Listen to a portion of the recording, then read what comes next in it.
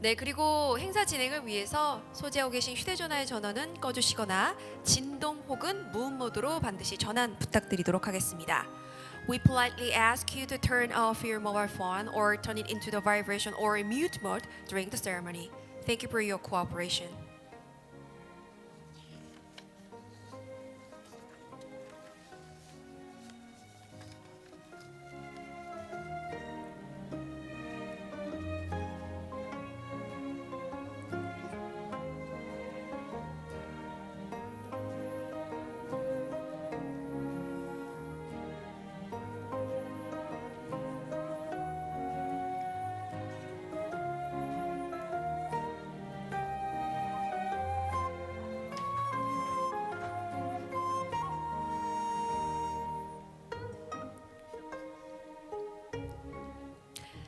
네, 시작하도록 하겠습니다. 여러분 안녕하십니까? 어제에 이어서 오늘도 여러분들과 함께 하게 되었습니다. 오늘 정리와 그리고 종합 토론 사회를 맡은 아나운서 박나경입니다. 반갑습니다. Distinguished guests and ladies and gentlemen, good afternoon. My name is Bang Na-kyung. I'm here again as an MC for a wrap-up session of comprehensive debate yesterday and today. I'm very happy to see you. 네, 생방송으로 중계되는 유튜브 채널은 통역이 제공되지 않습니다. 통역 서비스가 필요하신 분들께서는요, 어제와 동일하게 유튜브 채널에 안내되어 있는 웨비나 링크 주소로 들어오셔서 통역이 제공되는 언어를 선택하시기 바랍니다. Interpretation service is not provided for YouTube channels broadcasting live. So if you need an interpretation service, please visit the link address for webinar provided on YouTube channel and select the language for interpretation to be provided. 네, 그리고 어제에 이어서 조셉 브라다 교수님께서는 화상을 통해서 패널로 참석을 해주셨습니다. 그리고 현장에는요, 오전부터 오후까지 각 세션에서 열띤 논의를 해주신 김영진 교수님이시죠. 한국 비교경제학회 학회장님, 그리고 장수경 평화도시 만들기 인천네트워크 운영위원장이시죠. 장수경 위원장님께서 종합 토론을 위해 함께 해주셨습니다. Following yesterday, Professor Joseph Brada has attended as a panel through video. In addition, Professor Kim Young-jin, President of the Korean Association for Comparative Economic Studies, and Ms. Chang Soo-kyung, Chairman of Steering Committee Creating a Peace City Incheon Network for the comprehensive debate from morning to afternoon. Thank you. 네, 그럼 지금부터 2020 아시아 경제 공동체 포럼의 정리 세션을 본격적으로 시작하도록 하겠습니다. From now on, let us begin the wrap-up session of the 2020 Asian Economic Community Forum today. 네, 그럼 지난 이틀 동안 논의됐던 주요 내용을 마무리하는 정리와 종합 토론 세션을 시작하도록 할 텐데요.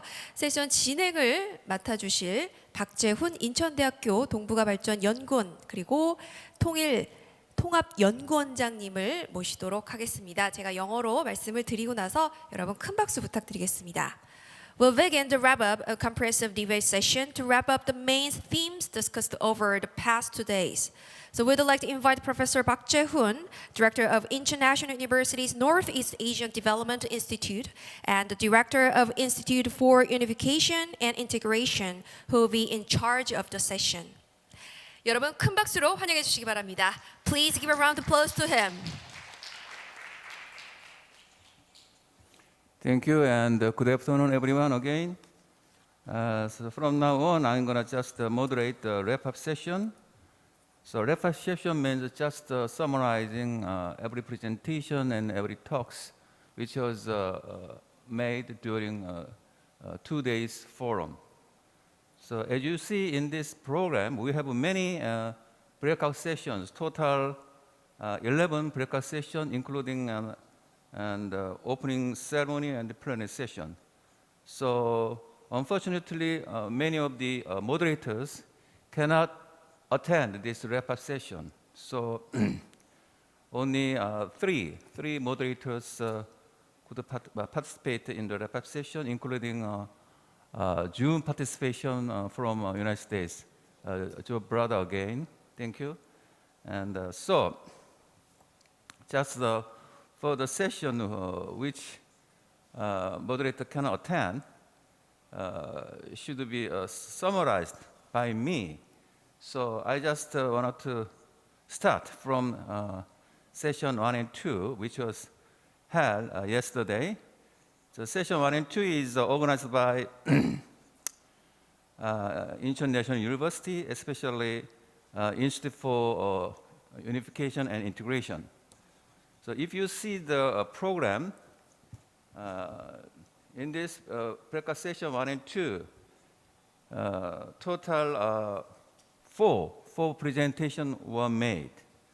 So the topic was very diverse. So it covers, for instance, sport interchange between two Koreas, and also analysis on kindergarten textbook in North Korea, and also some kind of trade issue and education policy, and convention and exhibition industries in North Korea, and also include some study of the building peace zone on the border area, and administrative merger issues, and the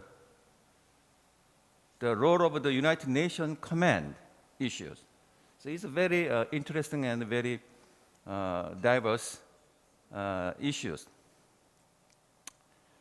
And then session 3 is organized by Association for Comparative Studies. So this session will be summarized by the brother later. And session 4 is organized by Japanese Society for Comparative Studies. So this session 2, nobody could attend the wrap-up session. So just I briefly introduce what topics were discussed in this session. So total of 4 presentations were made in this session. So 3 of them is covers Russian issues. Last one is covering Chinese economy issues. And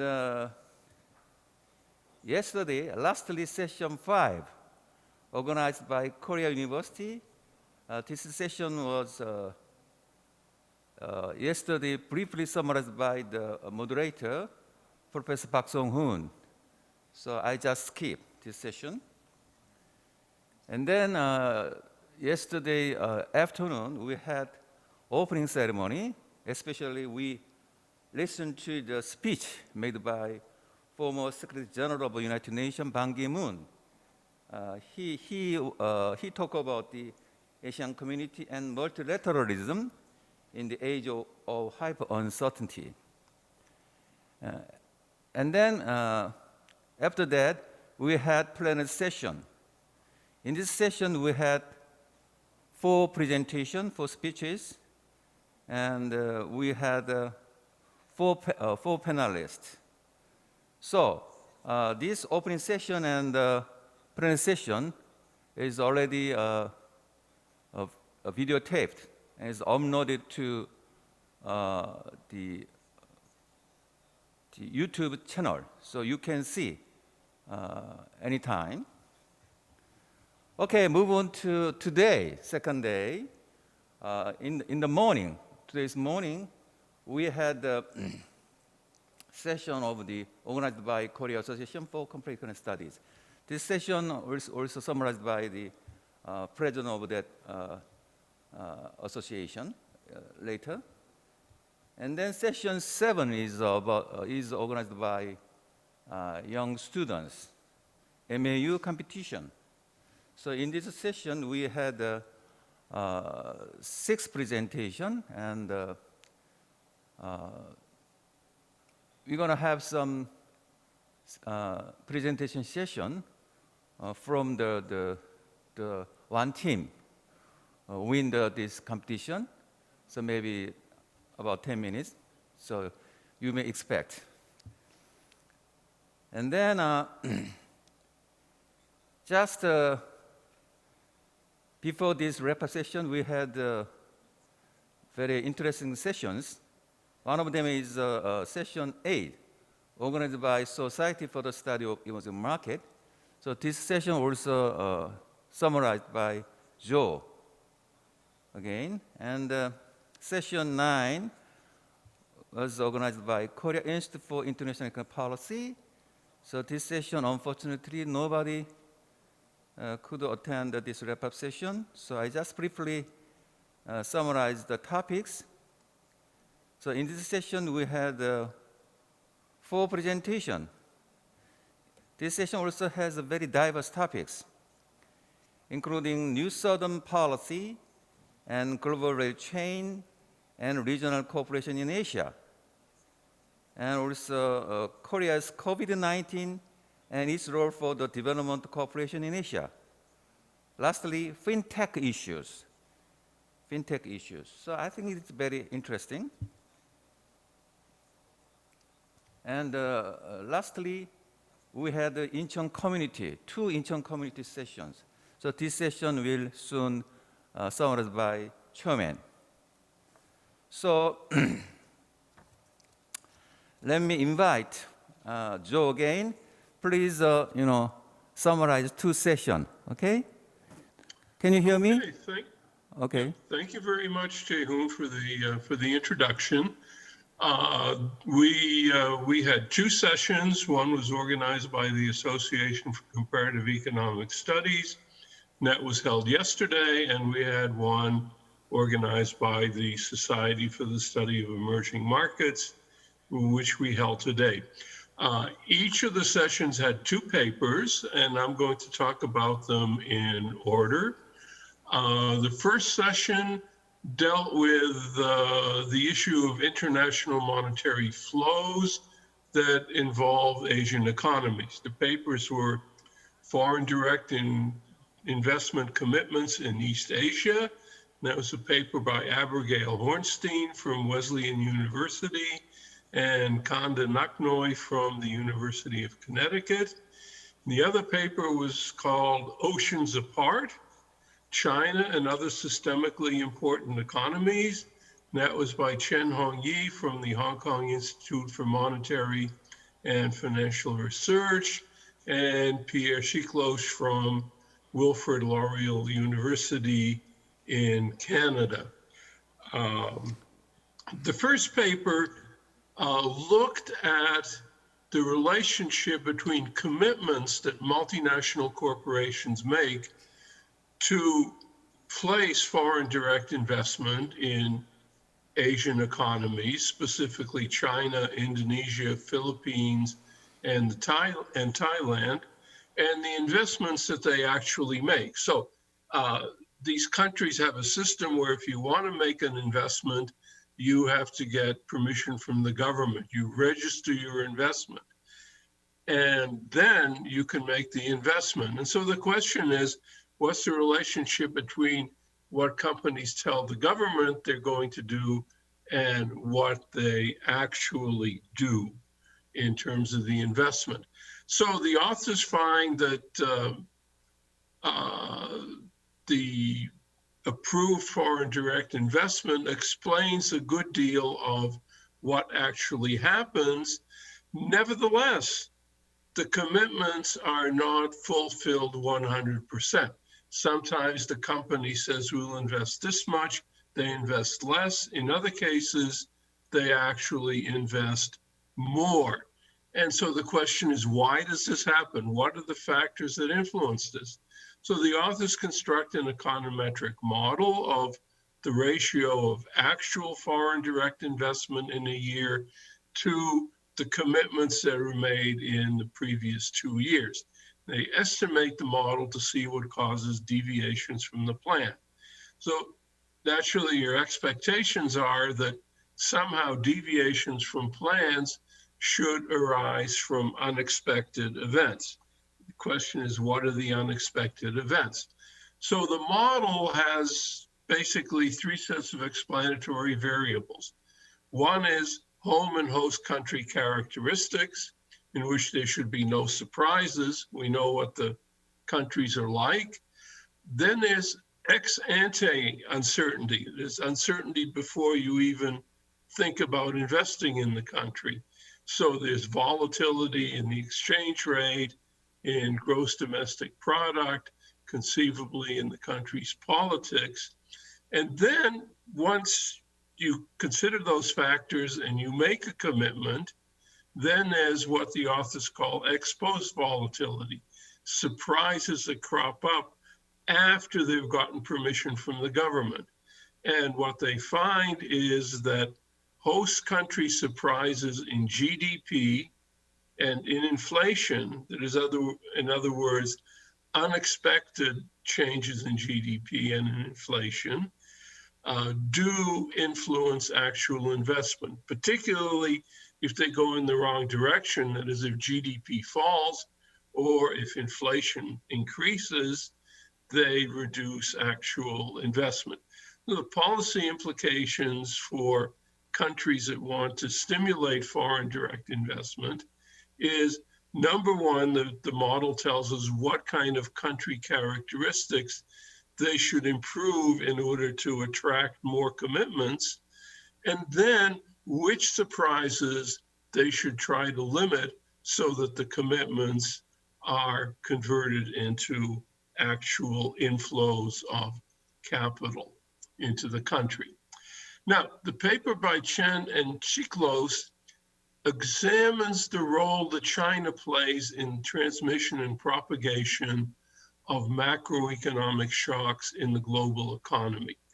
Traditionally, these models of sort of how shocks from one country to the other are transmitted in the international system use three large countries: US, the Eurozone, and Japan. And why people examine those is for the following reason. The idea is that if there's a shock in one of these countries, let's say there's a spike in output or increase in inflation in the Eurozone, that will have effects on the US and Japan. But once those effects are felt in the US and Japan, because those are also big economies, then what will happen is that the result of those shocks in Japan and the US will come back to the Eurozone and affect the Eurozone economy itself. So the models explain how there's feedback from shocks that occur in one country to the other two countries and then come back to affect the original country. Now, China has always been treated as an exogenous country in the system, which means it can sense shocks. So, China could have a big surge in inflation. That would affect other countries, but nothing would come back to China. So the authors here say, well, that's not right. China's a big country. It's integrated into the world economy in various ways. So there should be both the possibility for China sending shocks and then the effect of those shocks coming back to China. So they look at shocks that stem from the real sector, that is output, the monetary sector, the financial sector, and from commodity prices. And what they find is that this mixing of effects that goes from one country to the other countries and then back means that the shocks to the whole global system and ultimately to these four countries are bigger than the initial shock that occurred at the start of the process. And they also from this conclude that the fact that you have a shock in one country, goes to other countries, comes back, goes back to these other countries, so the shock gets bigger and bigger. That's an argument they argue for getting policymakers, people who make monetary policy in countries, people who make fiscal policy in countries, to cooperate more in these policies, because if they understand how big the consequences of a shock are going to be, they should all try to work together to reduce the size of those shocks. So it's a call, in a sense, for integration in policymaking. Okay, and Then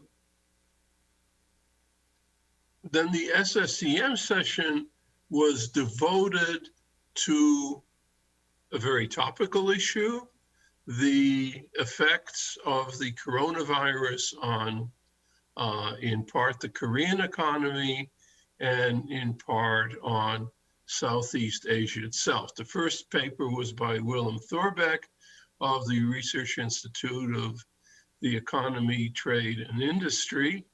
And the second paper, Making the Knowledge Channel Work Better for Southeast Asia and Europe in the New Post-COVID New Normal, long title, by István Szekely from Corvinus University in Hungary and the European Commission. So let me sum those up for you a little bit.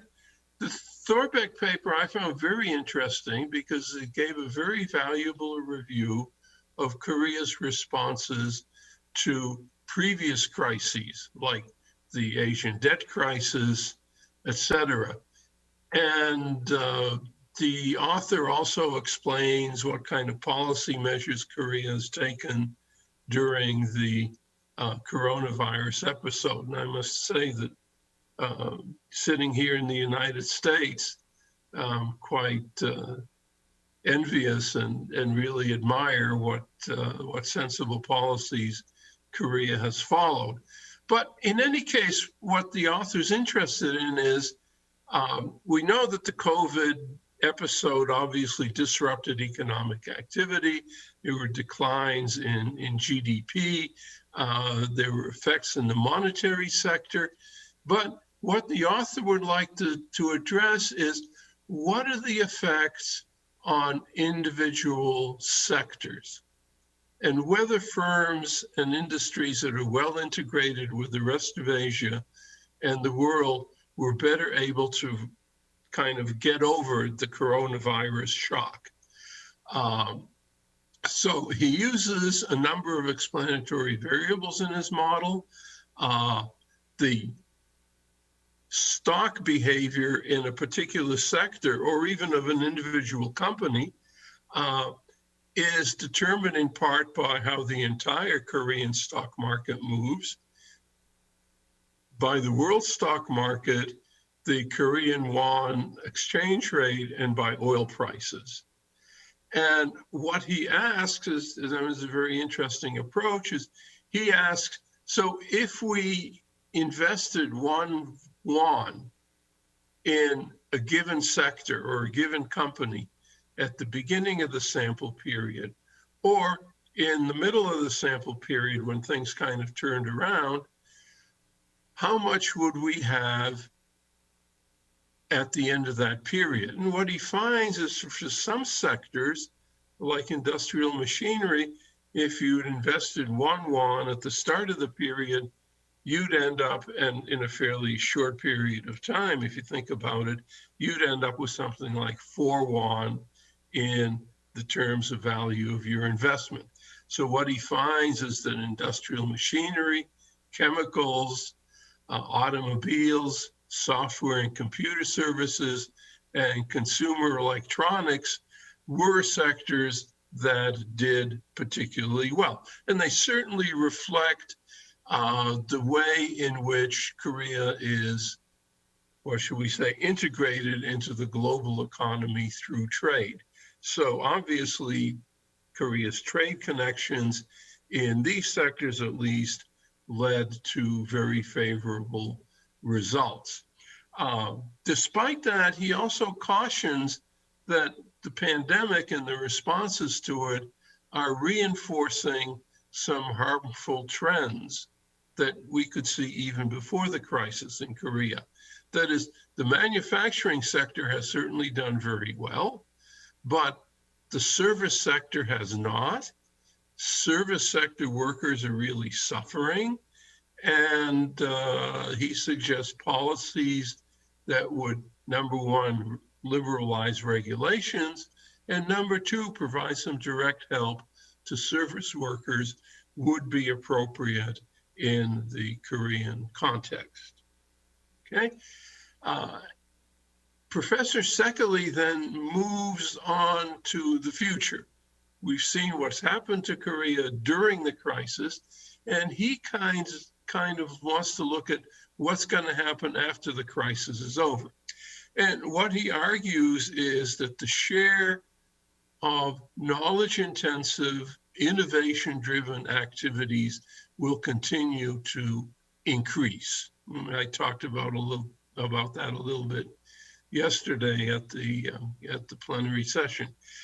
So knowledge-intensive, innovation-driven activities are going to continue, but he points out that they're really highly concentrated in countries and regions with high quality institutions, rule of law, control of corruption, what have you.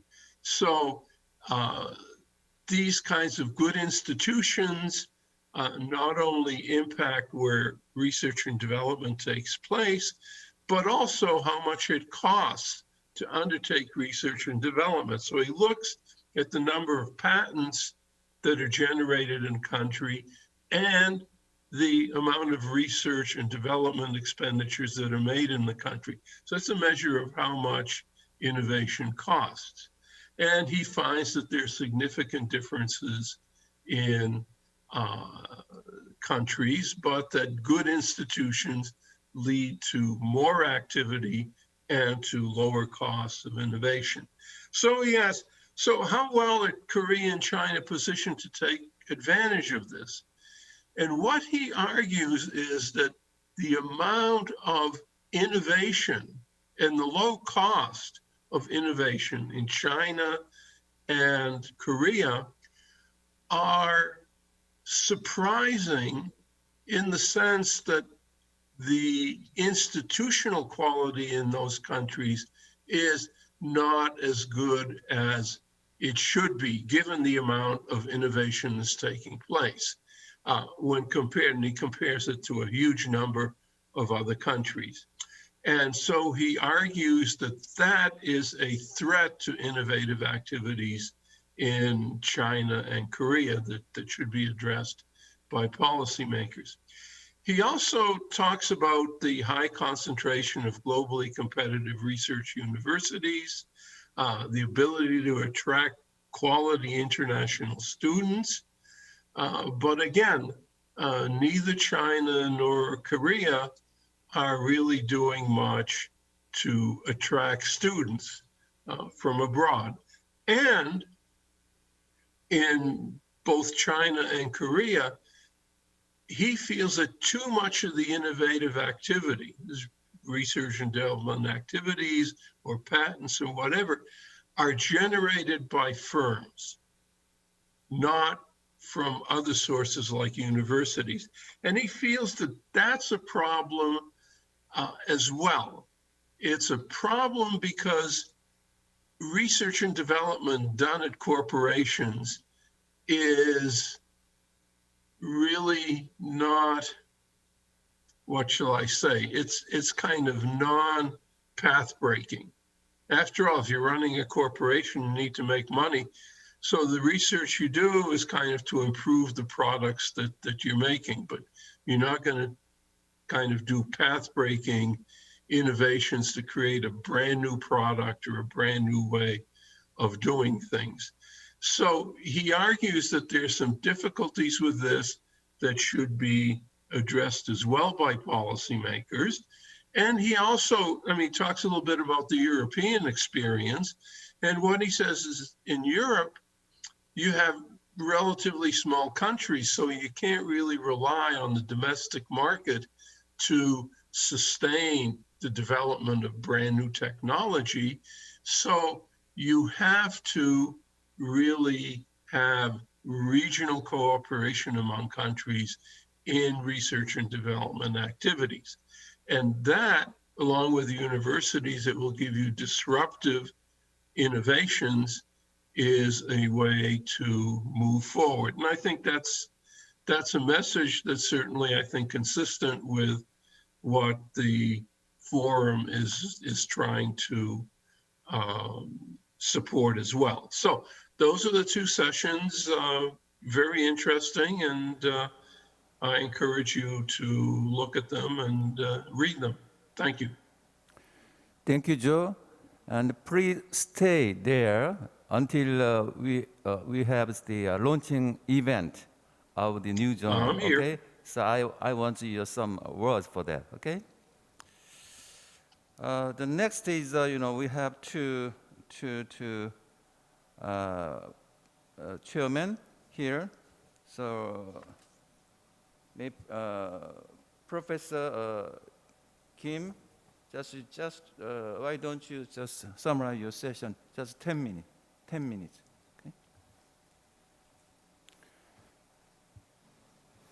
Okay? 안녕하십니까. 한국 비교경제학회 회장을 맡고 있는 한양대 김영진 교수입니다. 한국 비교경제학회 세션을 정리하겠습니다. 한국 비교경제학회 세션은 북한의 체제 전환과 시장화, 그리고 진단과 전망, Transition and Marketization in North Korea, When and How라는 세션 주제로 진행하였습니다.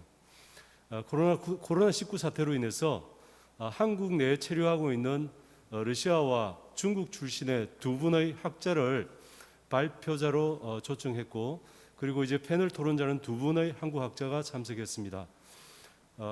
이 토론에서는 언어 문제로 인해서 발표자 두 분이 한국어를 잘 사용할 수 있는 분이었기 때문에 발표와 토론이 한국어로 진행되었습니다. 먼저 국민대학교의 안드레이 랑코프 교수님이 미중 무역 전쟁과 한반도의 미래, 그리고 북한의 개방 없는 개혁에 대한 현실주의적 비관주의적 견해라는 제목으로 발표를 해주셨습니다. 두 번째 발표자로는 한국 내에 체류하고 있는 중국 연변대학교의 김강일 교수님이 북한의 개혁 개방의 추세와 가능한 진로라는 주제로 발표를 해주셨습니다. 첫 번째 페이퍼를 발표한 랑코프 교수는 북한의 경제는 완전한 실패라고 평가할 수 있지만 외교는 세계적으로 보더라도 성공적이었다는 평가를 내놓았습니다. 그리고 북한과 중국의 관계에 대한 역사적인 흐름을 평가하고 2018년 미중 무역 전쟁이 본격화되면서 중국으로서는 북한을 보호하고 지원할 수밖에 없게 되었다고 분석했습니다. 다시 말해 북한은 과거 소련과 중국 사이에서 덩거리 외교를 성공적으로 전개한 국가라는 평가도 내놓았습니다. 랑코프 교수는 북한과 중국의 관계를 평가하면서 북한이 지금까지의 덩거리 외교를 성공적으로 추진하기 위해서는 하나의 강대국이 아니라 또 하나의 강대국이 필요한데, 현재 북한은 자국에 도움을 줄 수 있는 강대국으로서는 중국 한 나라만을 두고 있다고 지적했습니다. 미중 무역 전쟁이 진행되고 있는 현 상황에서 북한은 중국에 있어서는 완충적 존재로서의 역할을 하고 있다고 평가했습니다. 한편 북한과 중국 간에는 2011년부터 긴장 관계가 증가하기 시작했고 2017년에 그 절정에 달했는데 2018년 미국과 중국 간의 무역 전쟁이 본격화되면서 북중 간의 관계는 개선되기 시작했다고 분석했습니다. 랑코프 교수에 따르면 북한의 김정은 정권이 불가피하게 개방 없는 개혁을 선택할 수밖에 없을 것이라고 지적을 하고, 중국이 북한을 보호하고 지원하는 한 남북한 통일을 장기적으로 지연시킬 수밖에 없을 뿐만 아니라 결국 불가능하게 만들 수 있다는 비관적 전망을 내놓았습니다. 미중 무역 전쟁은 콜드워 2.0, 그러니까 냉전 2.0이라고 불릴 수 있는데, 그 이후 중국은 북한의 후원자로 자처하게 되고, 또한 완충지대로서의 북한의 가치가 높아졌다고 평가했습니다. 중국과 미국과의 대립이 진행되는 한 북한에 대한 중국의 지원과 보호는 지속될 가능성이 높고, 그리고 이것은 한국의 통일에 절대적으로 유리한 조건이 아니라고 주장을 했습니다. 랑코프 교수는 북한의 개혁 정책과 관련해서 김정은 시대의 정책은 개방 없는 개혁, Reforms without openness가 유일하게 선택 가능한 대안이라고 주장했습니다. 북한은 중국과 같은 개혁 개방 정책을 실시할 수도 없고, 그리고 또한 김정일 시대와 같이 이념에 치중하여 아무것도 하지 않는 정책을 실시할 수도 없다는 것입니다. 따라서 북한의 북한의 선택은 개방 없는 개혁이 현실적인 대안이라고 평가했습니다. 다시 말해 북한에서 정권의 유지와 국내의 정치적 안정을 유지하기 위해서 북한이 선택할 수 있는 유일한 정책은 개방 없는 개혁이라는 것입니다. 결론적으로 랑코프 교수는 미중 무역 전쟁이 계속 진행되고, 그리고 이제 중국이 북한을 보호 지원하는 상황이 지속된다면 한반도의 분단은 장기화되는 것을 넘어서 영구화될 가능성이 크다는 비관적 전망을 제시했습니다. 그리고 두 번째 발표자인 중국 연변대학교의 김광일 교수는 먼저 북한의 시장화 개혁과 중국의 개혁 개방을 비교하고 이를 평가했습니다. 북한의 경우 위로부터의 정책에 의해 시장화가 진행된 것이 아니라 아래로부터의 자연적인 움직임에 따라 시장화가 진행되었다는 것입니다. 이러한 점에서 시장화의 과정에서 볼 때 북한의 사례는 중국의 그것과는 차이가 있다고 분석했습니다. 또한 김광일 교수에 따르면 북한은 이미 중국의 개혁 개방 초기를 경과했으며 북한의 변화는 이미 개혁 단계에 들어섰다고 평가했습니다. 김광일 교수는 북한의 개방에 대해서는 랑코프 교수와 다른 견해를 내놨습니다.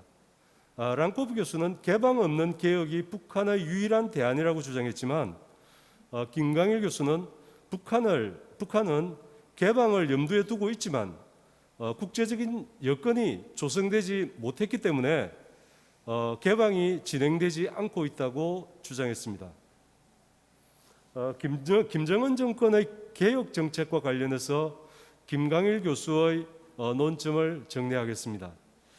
김광일 교수에 따르면 이전의 김정일 정권은 이념에 집착하는 경향이 컸지만 김정은은 이념을 따지지는 않으며 오히려 덩샤오핑의 흥묘백묘론에 유사하다고 평가했습니다. 김정은 정권의 등장 이후 북한의 개방 의지는 있었다고 볼 수 있지만 여건이 조성되지 않았다고 평가했습니다. 한편 김광일 교수는 김정은 정권 하에서도 근본적인 변화를 꾀하기는 어려울 것이라고 주장했습니다. 북한의 핵 문제와 한반도 통일에 대한 문제에 대한 김광일 교수의 주장을 정리하겠습니다. 김광일 교수는 한반도 문제에 대한 강대국의 이해관계를 평가하고 한반도 통일은 중국의 큰 이익이 되므로 중국은 한반도 통일에 찬성하는 입장이라고 평가했습니다. 즉 한반도 통일은 중국과 러시아 모두의 이익이 될 것이고 특히 중국의 발전을 제외하는 커다란 장애를 해소하는 결과가 될 것이라고 주장했습니다. 북한이 핵 문제를 해결한다면 중국으로서는 자국의 발전을 위해 유리한 조건이 될 것이기 때문에 한반도 통일에 대해 지지하는 입장이라고 주장했습니다. 이 부분은 앞서 발표한 랑코프 교수와 견해의 차이를 보였는데 랑코프 교수는 중국과 러시아 모두 한반도의 통일에 대해서는 반대하는 입장에 있다고 강하게 주장했기 때문입니다. 김광일 교수에 따르면 북핵 문제는 미국 입장에서 볼 때도 어려운 문제라고 하면서 미국은 자국에 대한 핵 위협 등의 안보 문제를 해소하는 선에서 북핵 문제에서 일정하게 손을 떼는 방법을 선택할 수도 있다고 주장했습니다. 이 경우 북한 핵 문제의 해결은 중국에 넘겨지게 되는 상황이 되는데 미국은 중국의 팽창 그리고 굴기를 저지하기 위해서 북핵 문제를 중국에 떠넘기고 자국은 북핵 문제에서 손을 떼려 하는 선택을 할 수도 있다는 견해를 내놓았습니다. 그리고 북한은 핵 문제에 대한 어떤 방안이 나오더라도 핵 포기를 하는 선택은 하지 않을 것이라고 주장했습니다. 즉, 북한이 핵 포기를 할 가능성은 전혀 없다는 입장을 제시했습니다. 북한의 핵 문제 해결의 방안으로서 선 평화 후 핵 포기, 그리고 핵 포기 후 평화, 이러한 방안 모두 북한으로서는 현실적이지 못하다는 것입니다. 그리고 이제 두 분 패널 토론자로 참석한 이멀출 교수는 김정은의 리더십과 개혁 정책에 대해 평가하면서 김정은은 어느 국가에도 의존하지 않는 자립국가의 건설을 목표로 국가를 운영하고 있다고 지적했습니다. 그리고 그 과정에서 북한이 가지고 있는 과학기술 역량과 그 잠재력에 대해서 높이 평가했습니다. 결론적으로 이멀출 교수는 남북한이 중심이 되는 한반도를 둘러싼 질서 개편 과정에서 남북한이 중심적인 역할을 해야 한다고 강조했습니다. 또 다른 패널 토론자인 정성호 교수는 현재 북한 경제가 커다란 어려움을 겪고 있는 요인을 세 가지로 정리했습니다. 첫째는 외환 수급의 어려움, 그리고 두 번째는 비공식 경제 활동의 위축, 그리고 세 번째는 코로나로 인한 국경 통제 등을 세 가지 북한이 겪고 있는 경제적 어려움의 요인으로 지적했습니다. 그리고 남북 경협을 위한 조건을 평가하고 한반도 문제에 있어서 한국 역할의 중요성을 강조했습니다. 한국 비교경제학회 세션을 전체적으로 정리를 하면 비교경제학회 세션에서는 북한의 체제전환 및 시장화에 대한 평가, 그리고 북한과 중국 간의 관계, 또한 한반도 통일에 대한 주변 국가의 입장과 전망, 그리고 북한 핵 문제 해결에 대한 미국과 중국의 역할, 또한 남북한 간의 경제 협력 등과 같은 중요한 주제에 대해서 유익한 논의가 진행되었습니다. 그 과정에서 발표자와 패널 토론자 간의 진지한 논의가 이루어졌습니다. 네, 이상으로 한국 비교경제학회 세션의 논의에 대한 정리를 마치겠습니다. 감사합니다. Thank you, Professor Kim. Okay, let's move on to another session, Incheon community. We have two sessions. Okay, you have 10 minutes. Okay? 네, 안녕하십니까. 저는 인천 커뮤니티 세션을 맡은 평화도시 만들기 인천 네트워크 운영위원장 장수경이라고 합니다. 저희 인천 커뮤니티 세션은 인천 지역에서 평화와 통일을 위해서 시민들과 함께 활동을 쭉 해왔던 그런 단체들이 주체를 했는데요. 그래서 평화도시 만들기 인천 네트워크하고 서해오도 평화운동본부가 이 세션을 준비를 했습니다. 그래서 저희는 주로 그동안에 쭉 해왔던 활동들을 중심으로 해서 과제를 내는 이런 방향으로 진행을 했는데요. 일단은 그 발표자들을 좀 말씀을 드리면 두 부분으로 나누어서 저희는 발표 토론을 했습니다. 첫 번째는 이 인천이라고 하는 곳은 한반도의 분단 상황 때문에 한반도의 화약고라고 불리는 곳입니다. 서해 5도에서 항상 남북이 긴장 상황이 있을 때마다 국지적인 충돌도 있었고요. 연평도 포격이 올해로 10주년인데 포격 사건도 있었던 그런 한반도의 화약고와 같은 지역입니다. 그래서 이 서해 5도와 또 한강 하구 문제에 관해서 저희가 토론을 했었고요. 그리고 두 번째는 이 평화도시 인천을 위해서 남북교류 협력을 인천시가 어떻게 진행을 해왔고 과제는 무엇인지에 대해서 이야기를 좀 나눠봤습니다. 이제 소개를 좀 드리자면 남북 공동어로구역 협력을 위한 법적 과제에 대해서는 정태욱 인하대 법학전문대학원 교수께서 발표해 주셨고요. 두 번째로 한강하구 남북교류 협력 방안 제안에 대해서는 장정구 2020 한강하구 평화의 배띄우기 조직위원회 공동집행위원장께서 발표를 해주셨습니다. 그리고 세 번째로 인천과 서해평화의 과제에 대해서는 박원일 서해오도 평화운동본부 집행위원께서 발표해 주셨습니다. 그리고 평화도시 인천의 남북교리 전망은 장금석 인천시 남북협력 특별보좌관께서 발표해 주셨고요. 마지막으로 인천광역시 남북교리 협력의 역사와 향후 과제에 대해서는 권기태 인천대학교 통일통합연구원 상임연구위원께서 발표해 주셨습니다. 제가 오늘 여러분께 보고 드릴 거는 앞부분 한강하구와 서해오도 관련된 부분에 대해서 먼저 말씀을 정리를 좀 해보겠습니다. 정태욱 인하대 교수 법학전문대학교 교수께서는 기본적으로 서해오도라고 하면 백령도, 대청도, 소청도, 연평도, 우도 이렇게 5가지 섬인데 정전협정상에서 남한의 영토로 확인된 곳이고요. 한강하구라고 한다면 강화도와 김포를 끼고 있는 그곳을 말하는 것입니다.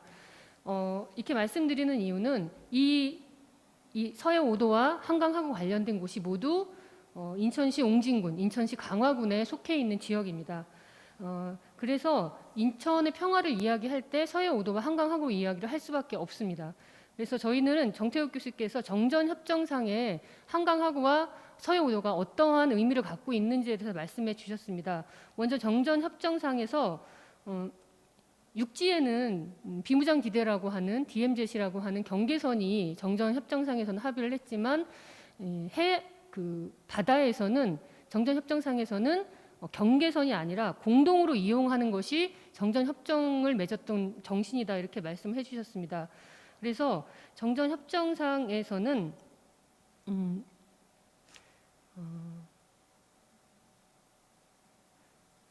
그래서 말씀해 주신 거는 정전협정의 어떤 취지와 정신을 살려서 서해오도, 한강오도 문제를 해결하는 데 있어서는 경계선을 긋는 것이 아니라 공동으로 이용하고 협력할 방안을 찾는 것이 맞다. 이렇게 말씀을 해주셨고요. 그 대표적으로는 2018년 9월 19일 김정은 위원장과 문재인 대통령이 평양선언을 했을 때 군사 합의를 했잖아요. 그 군사 합의에 적대행위 금지 구역이 있습니다. 서해에는 덕적도와 서해 지역이 적대행위 금지 구역이 있는데 이것을 발전시켜서 공동 어로 수용으로 발전시켜야 된다라고 하는 말씀해 주셨고요. 그래서 제안을 해주신 것은 첫 번째 남북 영해를 3해리로 축소하자. 이것을 남북이 합의하자 이렇게 말씀해 주셨습니다. 정전협정상에서 1953년 7월 27일 정전협정을 맺을 때 남쪽에서는 영해 구분을 할 때 해면에 3해리를 주장했고 북에서는 12해리를 주장했다고 합니다. 그래서 충돌을 막기 위해서는 남북 영해 3해리로 축소할 것을 합의하고 두 번째는 남북 민영 선박 항행 자유를 보장할 것입니다. 정전협정상에 보면은 한강하구라든지 서해오도에서 민간 선박이 자유롭게 항행할 수 있도록 합의를 했습니다. 그래서 이것을 지키자라고 하는 것이고요. 세 번째로는 아까 말씀드렸듯이 남북 공동어로구역을 설정하자라고 하는 제안을 해주셨습니다. 이렇게 제안을 해주셨고요. 두 번째로는 장정구 2020 한강하구 평화의 배 띄우기 조직위원장께서 한강하구 관련된 활동에 대해서 말씀을 해주셨습니다. 한강하구를 중립수역으로 만드는 것 자체가 한반도의 평화와 인천의 평화를 가져오는 중요한 활동이 된다라고 하는 그러한 목표하에 지난 2005년부터 2020년 올해까지 평화의 배 띄우기 활동을 인천 시민들과 쭉 해오셨습니다. 그래서 실제로 6번의 실제로 평화의 배를 띄우기도 했고요. 그렇게 홍보 활동을 쭉 해오셨습니다. 그래서 한강하구를 이 평화의 배 띄우기를 하는 이유는 한강하구가 중립수역이고 여기에는 무장하지 않은 민간 선박은 항행할 수 있다. 그래서 이러한 활동을 통해서 한반도의 평화를 가져오는데 기여를 하겠다라고 하는 그런 목적으로 활동을 쭉 해오셨습니다. 그래서 올해도 정전협정일인 7월 27일 날 평화의 배 띄우기 행사를 대대적으로 진행을 하셨는데 배 띄우기 행사뿐만 아니라 토론회 이런 것도 쭉 진행을 했었습니다. 그래서 몇 가지 통일부나 국방부 또 국방부로부터 몇 가지 대답을 받은 게 있었는데요. 한강하구를 중립수역으로 하기 위한 제안들을 해주셨고 통일부에서는 한강하구의 민간 선박이 항행할 수 있도록 민간 협의체를 구성해 보겠다라고 하는 답을 들으셨고 국방부에서는 민간 선박 항행 규칙을 마련하겠다라고 하는 대답을 들어주셨습니다. 그리고 실제로 그 지역에 살고 있는 교동 주민들은 아직까지도 해안에 철책선이 되게 있는데 이것들을 제거하는 것을 하겠다라고 말씀해 주셨고요. 강화도 주민들은 한강하구 남북관리위원회를 구성해서 남북이 함께 평화롭게 이 한강하구를 관리하자라고 하는 제안들을 해주셨습니다. 그래서 앞으로 이 평화의 배띄우기 운동은 계속 해 나갈 그런 계획을 갖고 있고요. 또 하나 제안을 해주신 것은 생태 보존을 위한 남북이 공동 이용하는 한강하구에 대한 제안들을 해주셨습니다. 그래서 이 지역 자체를 남북이 함께 세계문화유산으로 등재하자라고 하는 제안을 해주셨고요. 두 번째로는 이 지역 자체가 역사, 지리, 문화적으로 굉장히 북과 남이 연관이 많이 있는 곳입니다. 교동을 보자면 그 황해도 연백에 피난민들이 와서 정착을 했던 곳이고 또 강화와 개성은 고려의 역사라는 그런 공통의 역사를 갖고 있습니다. 그래서 지리 역사적으로 또 문화적으로 공통의 자산을 잘 활용하자라는 말씀을 해주셨고요. 또 지역 경제 교류도 가능하다라고 말씀을 해주셨습니다. 그리고 특히 교동과 연백은 우리나라 최대의 황새 서식지라고 합니다. 그래서 여기를 잘 보존하는 이런 사업들을 하면 남북이 함께 평화롭게 공동으로 남북 한강하구를 이용할 수 있겠다라고 하는 제안을 해주셨습니다. 그리고 세 번째로는 서해오도 평화운동본부 박원일 집행위원장께서 좀 말씀해 주셨는데요. 이 서해오도는 이 남북의 분단으로 인해서 어민들이 생존권을 많이 침해받고 있는 곳입니다. 우리나라에서 서해오도 주민만이 한정된 어장이 있습니다. 그리고 한정된 어업 시간이 있습니다. 더군다나 군사훈련을 하게 되면 조업을 하지 못합니다. 이러한 서해오도 주민들의 생존권을 규제하고 있는 이런 것들을 해소하기 위해서는 그 9.19 남북 그 군사선언에서 합의했던 그런 적대 행위 금지 구역 이런 것들이 잘 지켜지고 공동 어려 구역이 만들어진다면 서해오도 주민들의 또 분단으로 인한 생존권을 침해받는 것을 극복할 수 있겠다라고 하는 말씀을 해주셨는데 한 가지 좀 안타까운 것은 해양 공간 계획법이라는 것이 통과가 되었는데 이 법에 의해서 인천시가 해양 공간 관계 계획을 관리 계획을 만들었답니다. 그런데 이 계획 중에서 군사활동 지역이 있는데 이 군사활동 지역이 서해오도 어민들이 어업을 하고 있는 어장 그리고 아까 제가 9.19 군사합의 말씀드렸듯이 해상 적대행위 금지 구역과 동일하다고 합니다.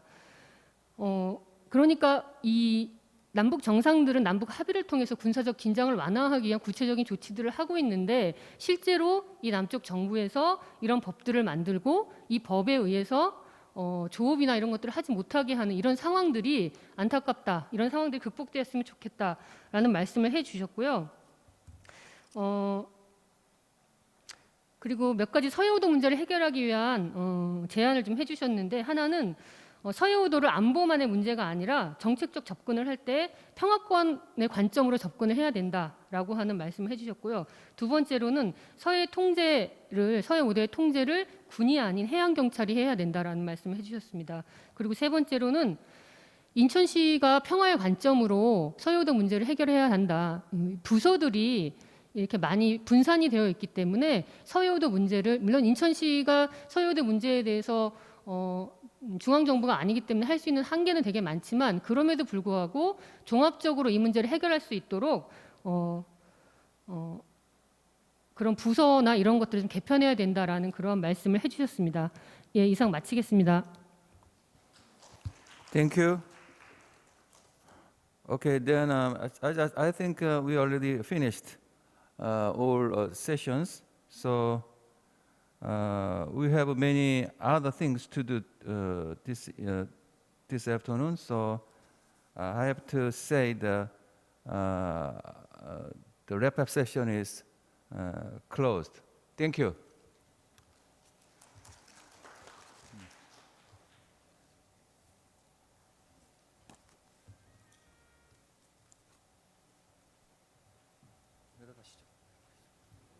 네, 수고해 주셨습니다. 박재훈 원장님 그리고 여러 패널 분들께 다시 한번 감사 인사드리고요. 여러분 큰 박수 부탁드리겠습니다. Okay, thank you again to Director Jeo Park and every panelist for your hard work. It seems that the debate was carried out profoundly and in depth under the subject of AECF 2020. 네, 오늘 AECF 2020이라는 주제로 오늘 또 심도 있고 또 깊이 있는 토론이 잘 이루어진 것 같습니다. 이틀 동안의 뜨거운 열기 다시 한번 엿볼 수 있었고 또 정리를 잘 해주셨습니다. 네, 이렇게 해서 정리와 또 종합 토론 세션은 마무리가 되었습니다. Now this is the end of both the wrap-up session and comprehensive debate session as well. 네, 올해는 좀 더 특별하고 또 의미 있는 아시아 경제 공동체 포럼의 활동을 좀 소개해드리고자 합니다. 네, 아시아 경제 공동체 포럼은요 2017년부터 AECF 활동의 축적을 바탕으로 SSCI급의 국제 저널 발간을 준비를 해왔는데요. This year, we would like to introduce more special and meaningful activities of the Asian Economic Community Forum. That is, the Asian Economic Community Forum has been preparing to publish SSCI-level international journals based on the accumulation of AECF activities since 2017. 네, 그래서 올해 드디어 저명 국제적인 출판사죠. 엘스비어가 발간하는 새로운 저널인 Asia and the General Global Economy, that is AGE, 바로 아시아와 글로벌 경제를 출간을 하게 되었습니다. We have finally published a new journal that is Asia and the Global Economy, that is AGE, this year, so issued by the renowned international publisher Elsevier.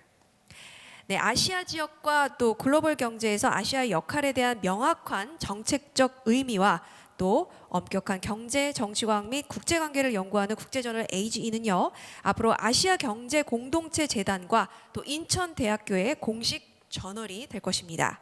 AGE, which is an international journal that studies rigorous economic, political science, and international relations with clear policy implications for Asia's role in the Asia region and global economy, will become the official journal of the Asian Economic Community Foundation and Incheon National University. 네, 그래서요, 이 저널의 발간을 축하해 주시기 위해서 엘스비어 지영석 회장님께서 축하 메시지를 보내주셨다고 합니다. Chairman 지영석 of Elsevier has sent a congratulatory message to celebrate the publication of this journal. 네, 그래서 한번 그 축하 메시지를 영상으로 함께 만나 보도록 하겠습니다. Let's watch the screen. Hello, everyone. On behalf of Elsevier and our collaboration with AECF, I would like to thank you all for joining us today in celebration of such an exciting moment. Before I begin, I would also like to give a special thank you to Secretary General Pan Ki-moon for his keynote, Ambassador Kim Won-soo for inviting me to speak today, Incheon National University for sponsoring this new publication, and co-editors Professor Park Ji-hoon and Professor Joseph Brada for their hard work. And of course, thank you to AECF for organizing the 12th iteration of this forum. As we all know, this pandemic has placed incredible stress on people, infrastructure, and governments across both Asia and the world. And it is through events like this that we can and must facilitate critical exchanges of ideas to weaken such blows. During this difficult time, it is more vital than ever to recognize great achievements, so it is my honor to formally congratulate AECF on the launch of their new journal, Asia and the Global Economy, in partnership with Elsevier. This journal, which will cover a variety of topics ranging from Asian economy, finance, and political integration to economic growth, development, and emergence of trade regimes, will truly showcase and strengthen the AECF's overall mission of creating one Asia together.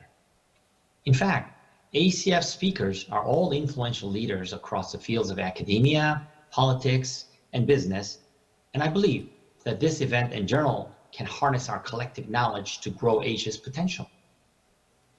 Let me tell you a story that will illustrate why I believe Asia and the global economy will be a relevant and impactful journal for years to come. I'm sure we are now all used to holding our meetings virtually. Perhaps the phrase of the year is, "You're on mute." In particular, many of us have probably relied on Zoom to conduct such meetings. But how did Zoom, which is seemingly an overnight phenomenon, get to become the global force it is today?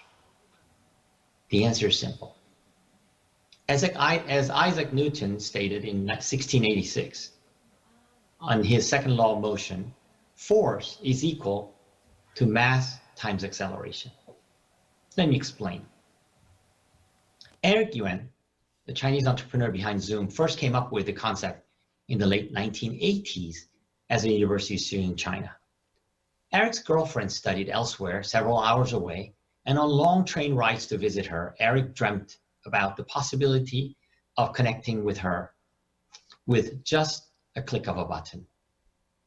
After moving to California and spending several years at Cisco's WebEx, Eric decided to finally launch Zoom in 2012. People were immediately drawn to a platform where they could reliably cooperate and connect. Zoom facilitated people to integrate and work more efficiently in collaborative groups or masses rather than as solo individuals. In just 1 year, Zoom grew quickly, reaching 1 million meeting participants by 2013. But encouraging mass collaboration alone was not enough to allow Zoom to become the force it is today. The other aspect of the Newton's equation is acceleration. By prioritizing customer experience and consistently offering relevant features to keep up in a rapidly changing technological landscape, Zoom has not stopped accelerating since its inception. While other competitors struggle with outdated code bases, laggy connections, and poor user experiences, Zoom focused on video connection quality and ease of use across both desktop and mobile. With its user-friendly interface, Zoom does not even require an account to use the app, unlike competitors that had clunky processes to join calls. With Zoom, people can join meetings with their colleagues and friends located all around the world in a single click. With over 300 million daily meetings participants today, Zoom has undoubtedly become a welcoming staple in our lives. And in the same way Zoom has embodied mass and acceleration to become a force, I believe that this new journal, Asia and the Global Economy, similarly can adopt the same two factors to grow into forces of its own. First, let's talk about how the journal encourages mass. Just as Zoom facilitates mass collaboration across borders, so too will Asia and the global economy. Although the journal will span a variety of topics related to Asian economic growth, I commend its centralized focus on issues regarding Asian economic integration and cooperation. Asia as a united, cooperative mass will hold much more influence, power, and prosperity than a collection of independent, disparate countries. We've seen this over the last few decades, as Asia's economic growth has been astounding with encouraging signs of regional integration. From the very poorest continent in the world in the 1960s by income level, Asia is now poised to account for 50% of the world's GDP by 2040. Trade ties and cooperation have also become increasing across the region. Today, 52% of Asian trade is intra-regional, which is higher than North America's 41%. And after years of negotiations, the RCEP, Regional Comprehensive Economic Partnership, free trade agreement between 15 APEC countries, is also expected to be signed this year. All of this shows the deepening trade ties among Asian countries, and there is still much more room to grow. Great challenges to Asian integration still exist, such as tensions between North and South Korea and the Japan-Korea trade dispute. But going forward, I believe that Asia and the global economy can play a crucial role by pushing out content that shine a light on how we can navigate such tensions across Asia. The journal hopes to better inform policy and encourage deeper economic cooperation across the continent. So It is with this kind of collaborative nature and network that I believe Asia and the global economy can truly harness sufficient mass and help us truly create one Asia together. Of course, to create a resulting force, we must also have the element of acceleration.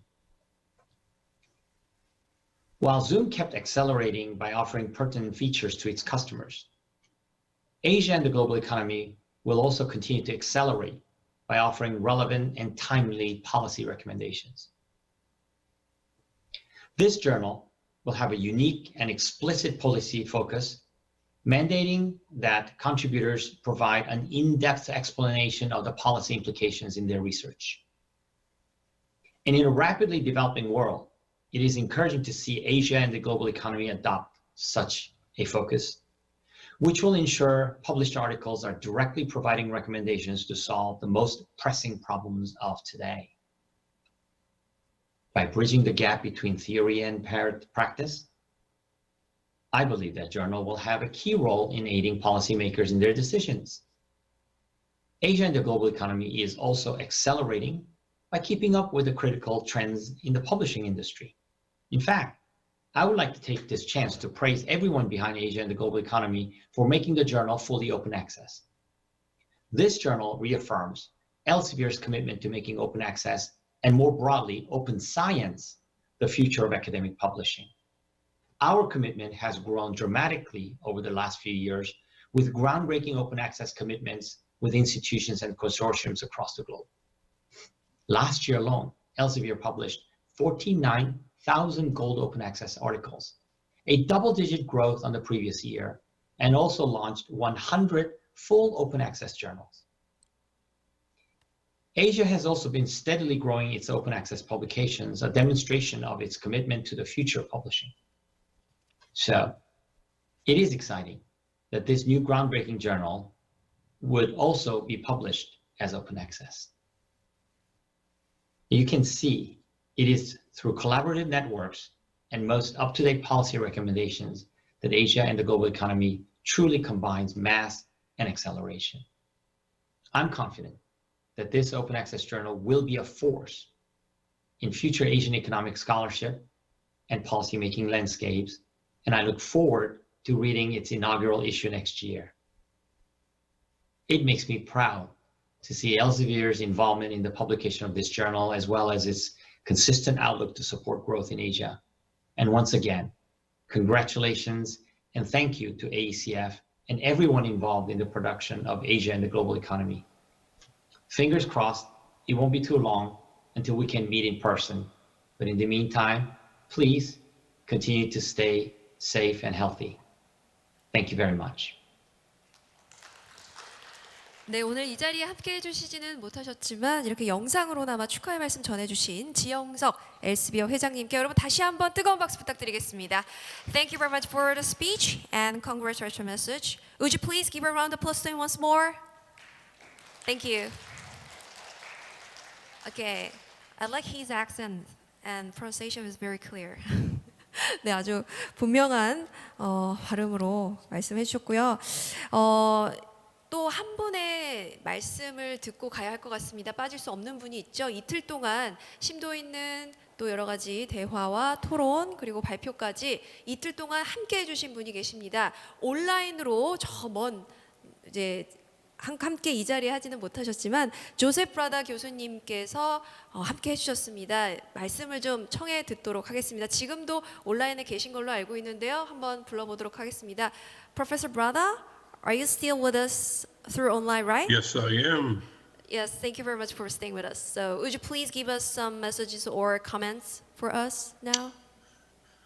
Yes, I would first of all like to take the opportunity to thank Professor Park for allowing me to work with him on developing the concept of the journal and in the future in editing it as well. I was attracted to this activity for two reasons. Number one, because the concept of Asian community and interaction of countries in a positive way is something that appealed to me. And it appealed to me in terms of what the forum does, and to the extent that that can be transferred to the journal as well. I think the journal will have a positive impact both on scholarship and on policymaking. I also think that the other aspect of it is that the journal, while striving for academic quality, that is, in terms of the kind of research, the kind of thinking that goes into developing articles, is important. It is equally important that the articles have a policy relevance. And one of the things that interested me when we started thinking about the journal was I looked at other journals that dealt with Asia, and many of them had papers that were academically quite interesting, but quite frankly were of interest only to academics. And to the extent that Asia and the global economy can have rigorous material that addresses current and future policy issues, I think will make it a unique and a uniquely successful journal.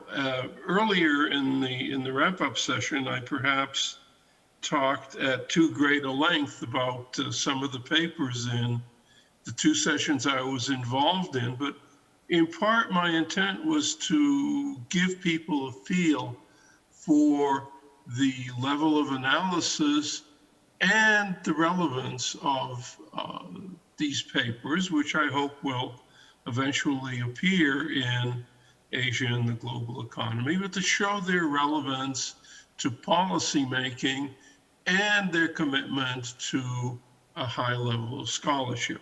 Now, they were all economic papers, but we certainly are interested in papers in economic policy, in political science, international relations, demography. And so I hope that those of you out there that are listening to this announcement and this launch of the journal will, number one, consider submitting your own material to the journal. Two, will encourage your friends, colleagues, and students to do so. And third, that you will read the journal with some interest. And of course, if you have suggestions, if you have comments on what we're doing, we're always happy to hear from you. So look forward to working with Professor Park and with all of the people who are going to be contributing papers, who will be refereeing papers for us. This is a great adventure, and I welcome all of you to join us. So thank you very much. 네, 감사합니다. 여러분 큰 박수 부탁드리겠습니다. 네, 말씀 잘 정리를 해주셨고요. 그리고 또 감사의 말씀도 잊지 않으셨습니다. 이틀 동안 수고 많으셨고요. 함께 해주셔서 다시 한번 감사하다는 인사 전해드립니다. Thank you very much for the speech once more. Thank you. 네. 네, 이어서 또 다음 순서로 이어가 보도록 하겠습니다. 오늘 본선에 올라서 결승전을 치른 MOU, 즉 모의 아시아 연합 총회 참가팀 중에 한 팀의 발표를 듣는 시간을 좀 갖도록 해보겠습니다. Next, we'll take some time to listen to the presentation of one of the model Asian Union, so participating teams who has competed in the finals today. 네, 오늘 참가팀 프레젠테이션을 한번 청해 듣도록 할 텐데요. 너무나 기대가 됩니다. 이 뜨거운 열기를 어제 제가 엿볼 수 있었고요. 너무나 준비들을 많이 하신 것 같더라고요. 여러분 큰 박수와 함께 청해 듣도록 하겠습니다. 박수 부탁드리겠습니다.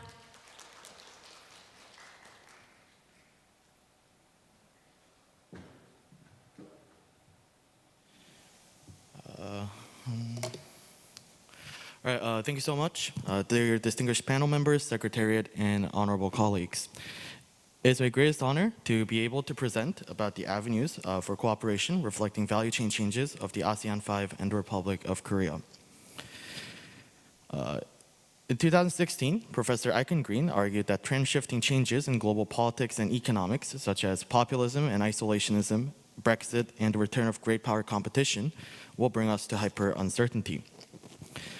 However, the most noticeable change in the age of hyper-uncertainty is the accelerating shift of the global value chain, or GVC, into the regional value chain, or the RVC. The expansion of the GVC has been limited since 2012, leading to a slowdown in global trade. The OECD pointed out that many different factors are decelerating the spread of GVC. However, regional trade has been on the rise since 2013. This is not only because corporations prefer the nearshoring of production schemes adjacent to consumption area, but also global trend shifters such as the US-China trade dispute, demonstrating the risks of global value chain and tempting corporations to recognize the importance of RVCs. The nail in the coffin for this trend is the unprecedented COVID-19 pandemic. Major production and logistics operations being suspended, the pandemic situation has seriously deteriorated in major GVC strongholds such as China and the United States.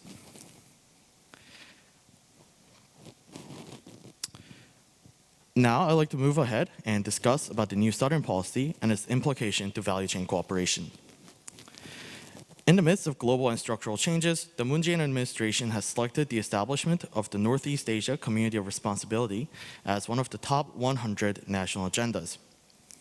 The Northeast Asia Plus Community of Responsibility consists of three major policies: Northeast Asia Peace and Cooperation Platform, the New Northern Policy, and the New Southern Policy. Among them, the New Southern Policy aims to improve South Korea's relations with the 11 New Southern countries to a similar level of relations with the four major powers. The New Southern Policy has three visions: people, prosperity, and peace. Out of these goals, we will focus on the agendas of prosperity and cooperation. The target area, ASEAN, is the world's fifth largest economy with an average annual economic growth rate of nearly 5%, with more than 10 million people exchanging $160 billion with Korea annually. Among the ASEAN countries, the ASEAN 5, Indonesia, Vietnam, Thailand, Malaysia, and the Philippines are the countries which we will focus in the presentation.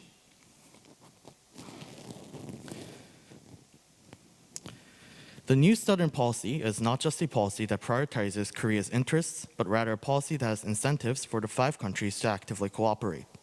With China's economic growth slowing down and risks posed by the US-China trade conflict becoming evident, the ASEAN 5 needs to diversify its partners in economic cooperation.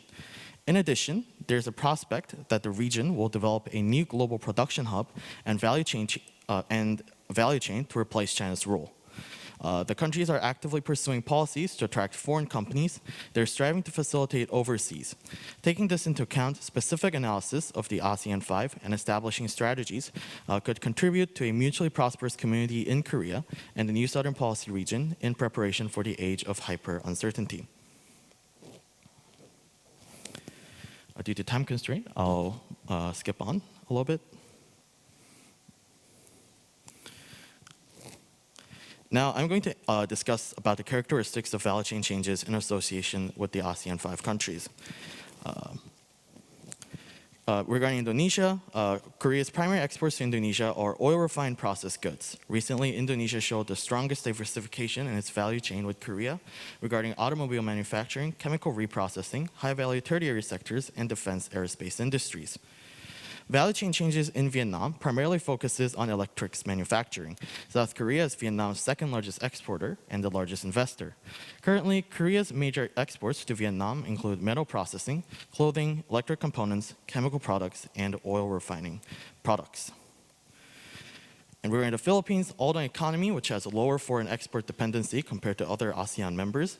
The Philippines have continue to invest in the creation of infrastructure and industry necessary to be included in the rapidly growing regional value chain. Where in Thailand, compared to other ASEAN counterparts, Thailand does not have a strong trade relationship with South Korea. However, Korea is still Thailand's sixth largest exporter, but Korea's FDI to Thailand only consists 4.1% of Korea's total FDI contribution to ASEAN countries. Lastly, regarding Malaysia, Malaysia is Korea's number 3 exporter after Vietnam and Singapore. Korea's major exports to Malaysia include refined petrochemical products such as diesel fuel and rubber, semiconductors, and vessels. Korea's construction projects to Malaysia takes up 13% of Korea's total constructions in ASEAN, focusing on the creation of various industrial infrastructures. Now, let's look into avenues of value chain cooperation between Korea and the ASEAN 5. Our team has selected 3 key areas: revitalization of bi- and multilateral FTAs, strengthening cooperation in traditional strongholds, and expanding cooperation in new and rising sectors. Effective since June 1st, 2007, the Korea-ASEAN FTA led to enormous strides in expanding economic cooperation and trade between Korea and ASEAN member states. Korean export to ASEAN has increased by 8.8%, and its import has increased 4.4% on an yearly average. However, given its characteristics as a multilateral FTA, which has to form mutual consensus between multiple stakeholders, the Korea-ASEAN FTA has its own limitations as it had to reflect the circumstances of various stakeholders. The alternative to such a multilateral FTA, which is outdated, would be bilateral FTAs. For example, through the Korea-Vietnam FTA, Korea was able to benefit from, on average, a 16.5% increase in trade volumes with Vietnam. Furthermore, as Korea and its key ASEAN counterparts seek for bilateral FTAs, there is an added importance to continue to refine multilateral trade agreements, and such trade agreements would be conducted in tandem with bilateral economic agreements that Korea is making with its new Southern policy counterparts. Second of all, increasing cooperation in traditional strongholds. The 3 major industrial sectors which Korea and its ASEAN 5 counterparts continue to make meaningful contributions to the GVC would be in the sectors of electronics manufacturing, automobile industries, and petrochemical processing. Then, what do we seek to build through enhanced cooperation in such traditional sectors? Our ambitious goal is made in ASEAN, produced in ASEAN. Through hardened investment on electronics, automobiles, and petrochemicals, we're able to create a cycle of production within the ASEAN RVC. Products produced in ASEAN, assembled from ASEAN counterparts, ASEAN components are sold to ASEAN consumers. Lastly, regarding increasing cooperation in new avenues of aerospace and defense and digital infrastructure and services. Both Korea and Southeast Asia are rising military powerhouses. South Korea has exported $1.08 billion USD worth of arms to countries such as Indonesia, the Philippines, Iraq, and Turkey, being the 6th largest exporter in the world. On the other hand, ASEAN countries are rising military importers. This is due to the rapidly changing security landscape in Southeast Asia, coming from the advent of China in the South China Sea. This trend is extremely important to strengthen Korea's value chain cooperation with the ASEAN 5 because arms transfer not only include actual sales of arms, but also major technological transfer packages and licensing agreements which help to revitalize domestic arms industries. Value chain cooperation through key technological transfer, license production, and component sharing agreements and joint development would contribute to increased forward GVC of ASEAN countries in aerospace and defense. Lastly, regarding digital infrastructure and services, it is necessary to strengthen cooperation in ICT fields, which has strengths in Korea. By improving ASEAN's ICT base, this can alleviate the trade and investment tendencies and disperse unexpected risks. Entering the fourth revolution, it is believed that the logistics industry will be able to experience an upgraded value chain by creating super automated logistics system through digital transformation. The hyper-connected society's market competition strategy is a win-win service for suppliers, consumers, and service providers. With the collapse of the global value chain and the development of regional value chain, this strategy will play an important role in creating an effective and efficient regional value chain. Thank you so much.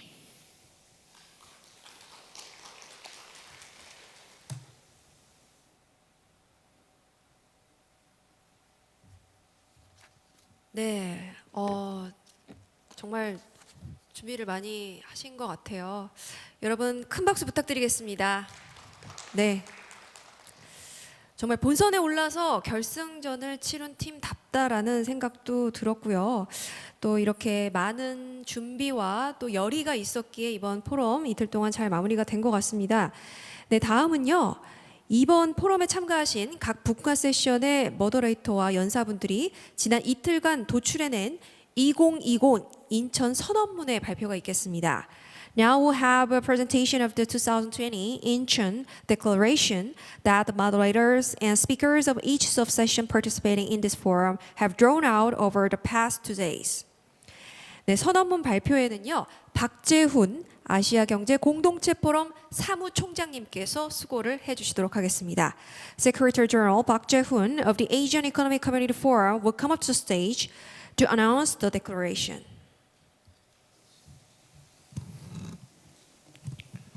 Thank you, everyone. Yeah, we are really approaching the end of this forum. So I just wanted to announce Incheon Declaration 2020. So this declaration could be revised even after the forum is ended today. So any idea, any suggestions will be welcome. Okay, the title of Incheon Declaration 2020 is "The Hyper-Cooperative Leadership Based on Community Spirit is Urgently Needed in the Age of Hyper-Uncertainty." We are living in the age of hyper-uncertainty. The hyper-uncertainty includes neo-isolationism that began with Britain's withdrawal from the European Union and Trump's winning the US presidential election, the US-China trade war, the Korea-Japan economic struggle, unresolved North Korea nuclear issues, the climate change, and ongoing COVID-19 crisis. The Asia Economic Community Forum for 2020, which marks its 12th year, deeply discussed how to resolve the crisis related to the uncertainties surrounding the Korean Peninsula and Northeast Asia under the theme of Northeast Asia and ASEAN community in the age of hyper-uncertainty. In addition, we discussed how to pursue together inter-Korea integration, which means establishing a peace cooperation system on the Korean Peninsula on one hand, and Asian regional integration on the other. As a result of discussions of the forum over the last 2 days, participants expressed the following consensus on the need for the hyper-cooperative leadership that prioritize community building, regional cooperation and integration in order to overcome the hyper-uncertainty surrounding the region. First, we should establish a Northeast Asian regional cooperation body in which the United States, China, Japan, Russia, and 2 Koreas discuss comprehensively the hegemonic conflicts between the United States and China, as well as the North Korean nuclear issue, ultimately leading to the construction of a new cooperation order, not only in the region, but also globally. Second, the ongoing pandemic crisis of COVID-19 could be ended only by the community spirit of human beings regionally and globally. One of the reasons why the pandemic has spread rapidly all over the world is that the US and China have not cooperated at all in stopping the pandemic. Third, the best example of the hyper-cooperative leadership is the leadership of Jean Monnet, the father of European Union. It is based on the spirit of compromise, moderation, and tolerance that understands others and lowers oneself.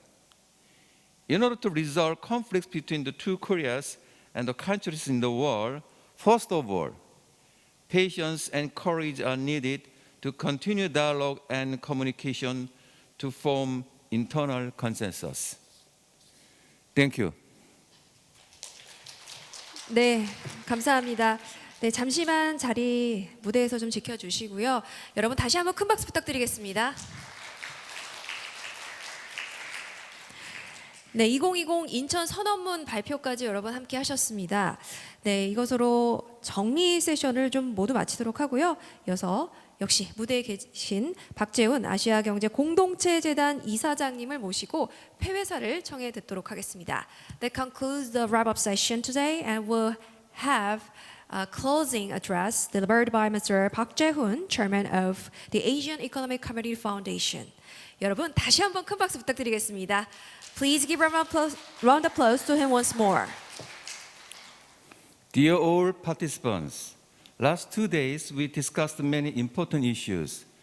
Especially we deeply discussed the various factors related to hyper uncertainty of the Korean Peninsula and Northeast Asia, which are at the crossroads of peace and conflict under the theme of Northeast Asia and Asian community in the age of hyper uncertainty.